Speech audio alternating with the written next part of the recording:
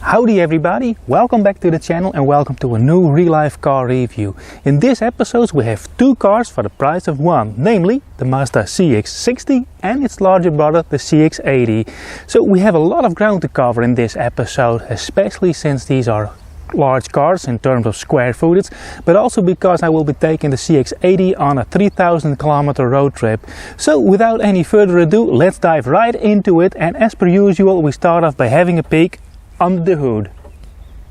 Now, before I open up the hood, I want to point out that this is easily the largest hood that I've ever seen in 15 years of test driving cars. And there are two surprises. The first one being that there is a secondary hood, and when we open that we come to the second surprise, namely that we have a lot of room for activities in front of the engine. And the reason for that is that the CX platform, the large CX platform, was developed to house two inline sixes, a 3.3 liter diesel engine and a 3 liter petrol engine.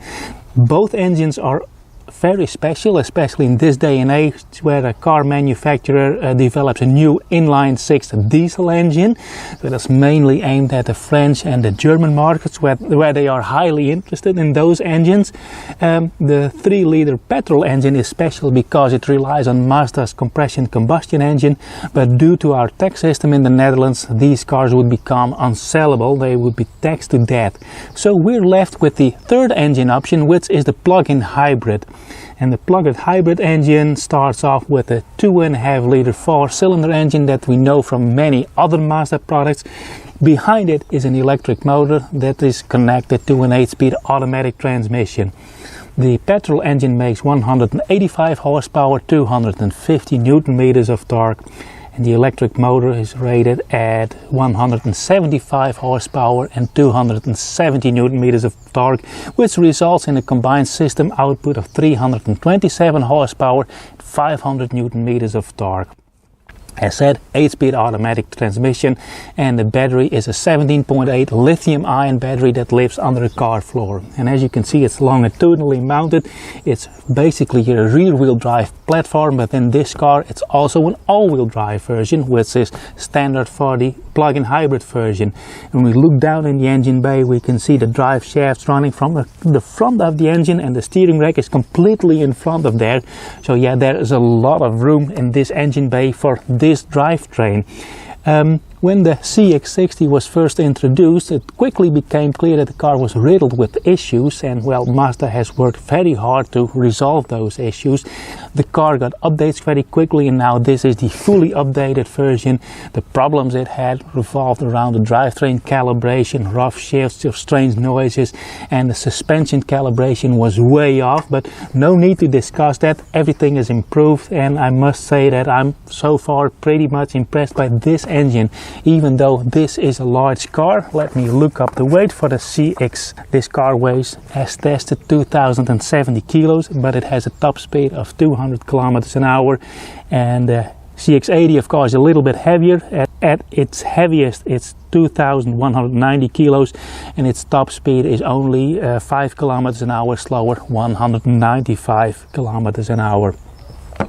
These cars are rated for a towing capacity of 2,500 kilos, which is quite significant, especially given that under certain circumstances a 2.5 liter drivetrain, the engine has to do the driving, and this already is a large and fairly heavy car, but it's also allowed to tow quite a bit. When you look at the fuel economy, well, it depends. It's a plug-in hybrid, how often that you charge it. Unfortunately, the public charger in my hometown is broken, as usual, and I didn't charge it, so I just filled up and used it as a regular hybrid. But I'm quite impressed by the fuel economy. I can spoil that already. It's 6.7 liters per 100 kilometers, and for the size of this car, its weight, and I've been enjoying the drive. I'm usually a pretty calm driver, but I've been enjoying this car. That fuel economy, I think, is pretty impressive. Anyway, let's close up the hood and let's have a peek in the cargo space of this car, which is, as you may expect, also quite impressive. Now you may think that the CX-60 and 80 look like the same car and that the 80 is the 3-row SUV version of this car, but that's not true. The CX-80 is 25 centimeters longer, which results in a much larger car. It also has a much larger wheelbase. So cargo capacity, as it is in the CX-60, 570 liters. When I fold the second row down, I end up with 1726 liters, and you have these handy handles over here to fold down the seats. Let me put it up. When you look at the CX-80 and you have 3 rows in use, you end up with a small area of 258 liters. When you fold it down, and I have to look it up, cargo capacity of 680 liters, and with everything folded down in the 80, you end up with almost 2 cubic meters of cargo space. I must say this is typical Mazda, so the cargo space is very neatly finished. The light over here, as I show these handy handles to fold down. Also the center section has its separate handle to fold it down, so if you want to shove in some long planks, you can only fold that one down. There is a wall socket over here for 1500 watts, and we do have a double cargo floor, but under here there's the storage room for the wall charger of the plug-in version at least. And yeah, what I have to say, you have some, here's another outlet, a 12-volt outlet over here, and there are some hooks to tie down your larger cargo. But anyway, it's very neatly finished. Oh yeah, and we don't have a partial shelf, but one of these rolling covers that you can hook onto the hatch itself. Anyway, very nice and square, so you can store a lot of stuff in here, and when you use this car to go on holiday, yeah, you can basically keep everything in here. So I'm really curious to see how much cargo we can hold on our short vacation next week. Anyway, let's close up and have a peek in the interior. Alrighty, let's hop aboard in the CX-60. So the interior of the 60 and 80 in front are basically the same. There are no big changes. Let me start off by the seats. Very comfortable, they offer a lot of support. This is the Homura trim level, which is intended as the sporty trim level, and you get 8-volt electric adjustability. And there are no seat memories, but I have no complaints about these seats. The range in which they can be adjusted is very large, so even small drivers or very tall drivers can find a very nice seating position in this car. And the steering wheel has electric adjustability, and especially the telescoping function has a very wide reach. Anyway, let's get it into my preferred position and have a look at the instrument cluster. In this car you get a fully digital gauge cluster, so the partially physical gauges that we know from other Mazdas is no more in the newer generations of Mazdas. But I will say this is a very nice classic layout, but unfortunately as soon as you want to start using the cruise control, it goes into this mode, which is called the active driving display, and it's the only option or the only display mode available for using the cruise control. Over here is the well-known Mazda infotainment system, which houses the driver attention monitor or the camera right there. This system we know from many other Mazdas. It's slightly larger, and yeah, it's pretty simple to use, but the only thing is when you enter a destination and navigation, it's quite cumbersome because you have to scroll around in circles to enter your destination. And also this system is used to switch off the lane departure warning, which we in the Netherlands have to do a lot, and that is several layers deep in the infotainment system. You can also use this little button over here to silence most of the advanced driver aid systems. Okay, over here, quite a wide center console, 2-zone climate control. The seats are both ventilated and heated. The car isn't switched on, so I can't show you. So ventilated, heated, and also a heated steering wheel. Wide center console. Over here is the toggle switch for MI drive, which alters the drive settings. So we have towing, sport, normal, EV, and there is an off-road function. It always starts off in normal mode. And this very funky gear shift lever, which you can switch over to a position and it stays in that position. If you're new to this, this is something that you have to get used to. The controller, this is the same that we see in a lot of other Mazdas.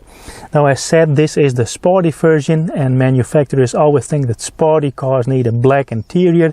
This interior is also available in beautiful lighter colors. But anyway, this is what it is.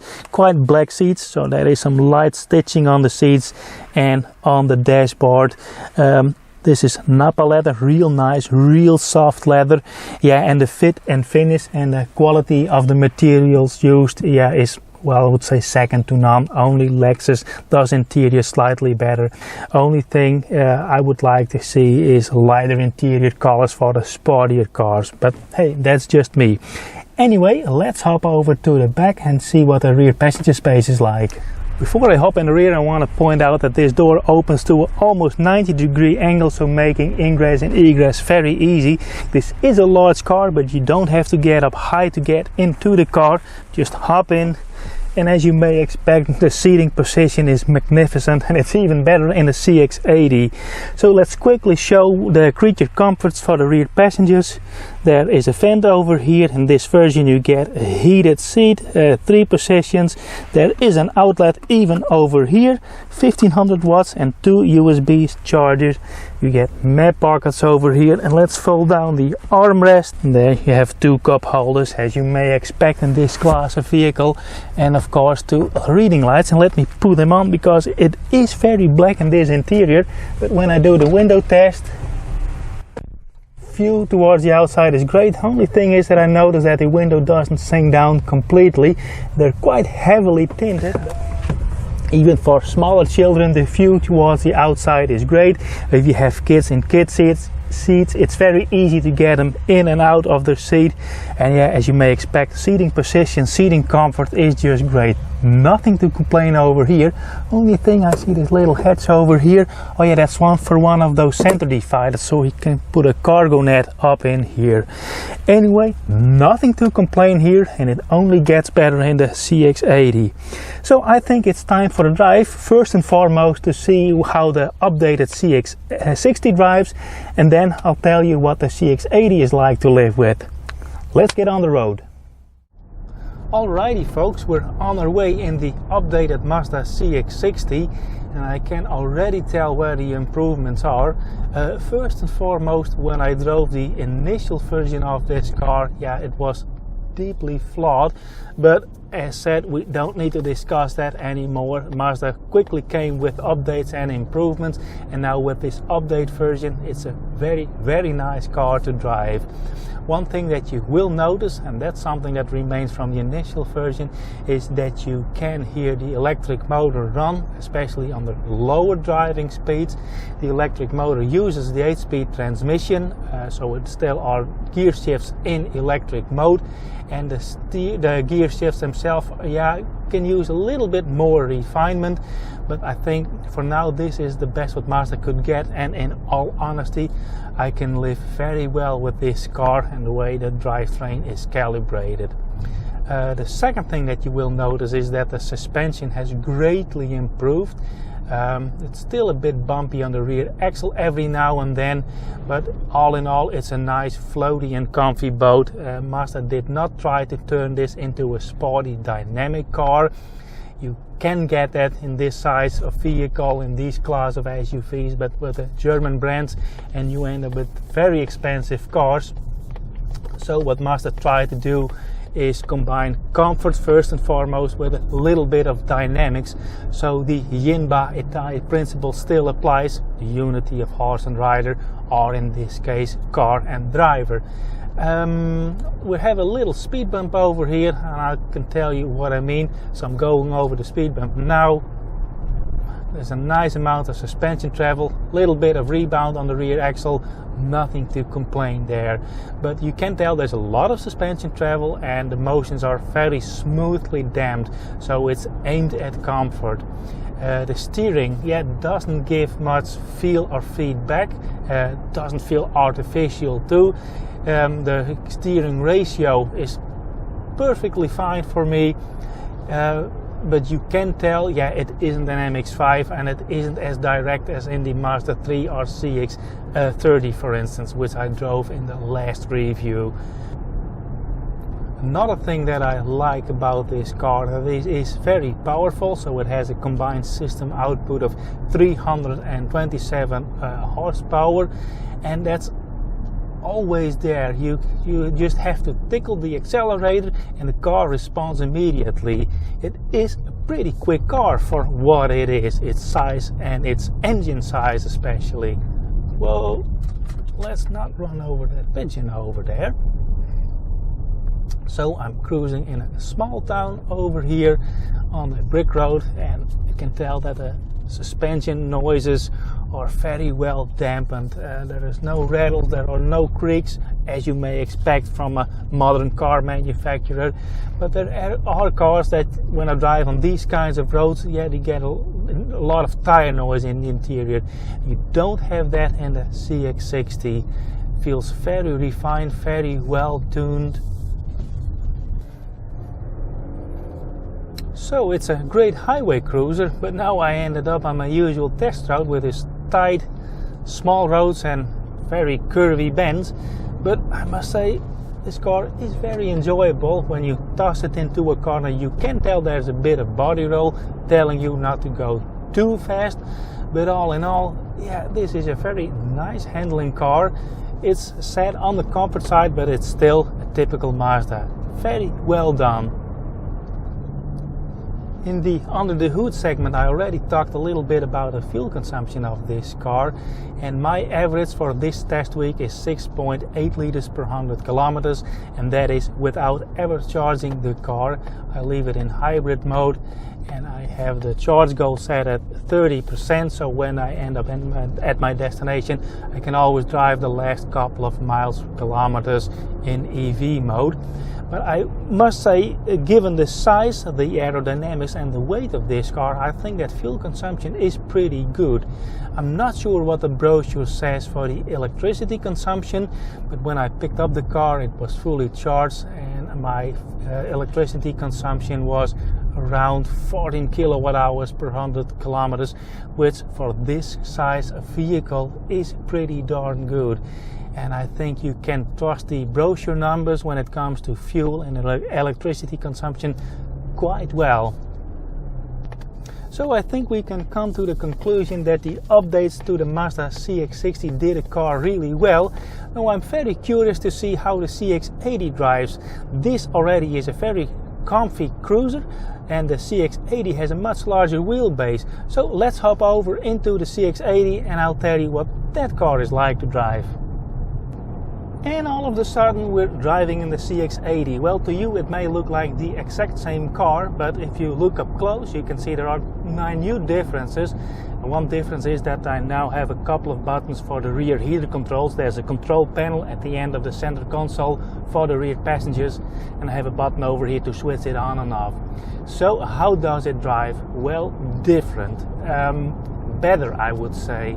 The big difference is that this car has a much larger wheelbase, and on highway driving there is much more rest and stability in the car. Straight line stability of this car is fantastic. I had nothing to complain about straight line stability in the CX-60, but in this car it's even better, and I'm really looking forward to do 1,000 Autobahn kilometers in this car next weekend.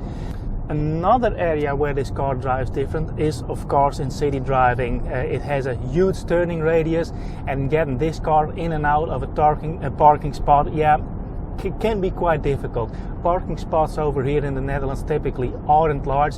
For this car, yeah, every parking spot basically is too tight. And if you have to park in a parking garage, yeah, you really have to take note of the fact that this car has a huge turning radius. But it's not only the maneuverability that's a negative in city. Thanks to its larger wheelbase, suspension comfort is also a whole lot better than in the CX-60.